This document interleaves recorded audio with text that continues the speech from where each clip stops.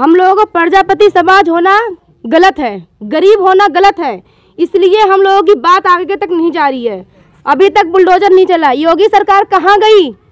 अभी कोई और जात बिरादर होता है, योगी सरकार का बुलडोजर चल जाता। बस आश्वासन दे के गए हैं, कोई कार्रवाई हुई नहीं अभी तक। सर उनको और जिस तरह मेरे बेटे को मारे हैं उसी तरह उनको भी फांसी की सजा दिया जाए। नगर पंचायत खेतासराय में दोहरे हत्याकांड अंकित अजय दो सगे भाइयों की विगत मंगलवार को हत्या हो गई थी। उसके बाद राजनीति कहें या षड्यंत्र कुछ उजागर नहीं हो पा रहा है। ऐसे में प्रजापति समाज के तमाम समाजसेवी घटनास्थल पर पहुंचे हुए हैं, जहां पे हम देख रहे हैं ये दोनों बहनें, हम कहेंगे बहनें सामने आए। और आखिर अभी इस स्तर पर अगर भीड़ आज 6 दिन पे जुट रही है तो इसके पीछे क्या दिक्कत है बहन? बस भैया यही दिक्कत है ना, हम लोगों को प्रजापति समाज होना गलत है, गरीब होना गलत है, इसलिए हम लोगों की बात आगे तक नहीं जा रही है। 7 दिन हो गए भाइयों की हत्या होना, अभी तक बुलडोजर नहीं चला। योगी सरकार कहाँ गई?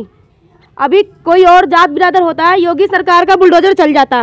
हम भाइयों की हत्या हुई हमारे, योगी सरकार के अभी तक कोई पता नता नहीं है कहाँ है जी। अभी कल गृह मंत्री, युवा एवं खेल मंत्री हैं और आपसे बंद कमरे में ये हम कैमरामैन से कहेंगे कि दिखाएं, प्रधानमंत्री आवास योजना के अंतर्गत यह घर बना हुआ है और इसी घर में युवा एवं खेल मंत्री गिरीश चंद्र यादव जो जनपद जौनपुर के ही निवासी हैं, चौथे दिन आए थे, जो मुझे जानकारी है।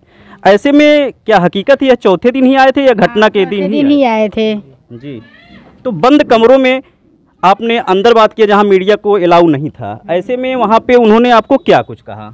बस आश्वासन दे के गए हैं, कोई कार्रवाई हुई नहीं अभी तक।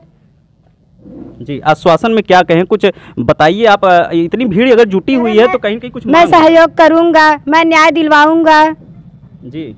बस इतना ही बोल के गए। आपके तरफ से न्याय की मांग की गई थी या नौकरी की मांग की गई थी या फिर धन? फांसी की मांग है जी।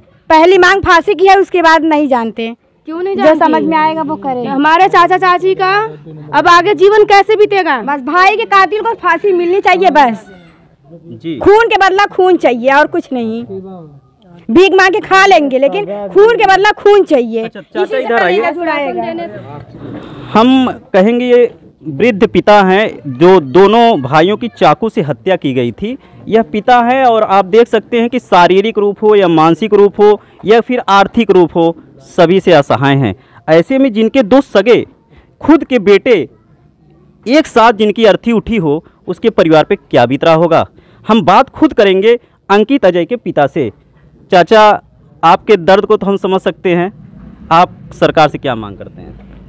सर उनको और जिस तरह मेरे बेटे को मारे हैं उसी तरह उनको भी फांसी की सजा दिया जाए। अभी आपके यहाँ पे भाजपा को कुछ वरिष्ठ नेता भी आए थे, मंत्री जी भी आए थे और उससे पहले विनोद प्रजापति समाजसेवी के द्वारा कैंडल मार्च निकाल के इसकी शुरुआत भी की गई थी, पर बंद कमरे में आपसे क्या आश्वासन दिया गया था? ये आश्वासन दिए हैं कि हम करेंगे, सिर्फ आश्वासन देकर जा रहे हैं। फांसी देना, जेल भेजना ये तो विधिक कार्य है, ये हमारे आपके हाथ में नहीं। लेकिन आपके आर्थिक मजबूत, पारिवारिक मजबूती के लिए क्या उन्होंने कहा?